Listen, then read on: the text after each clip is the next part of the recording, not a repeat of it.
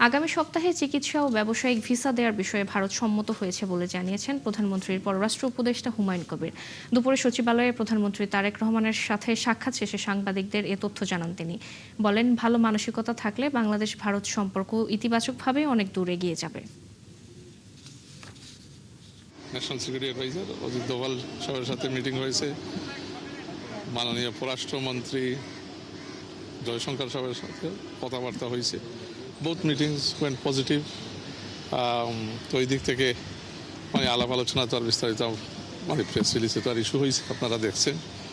so আশা করি দেয়াল be some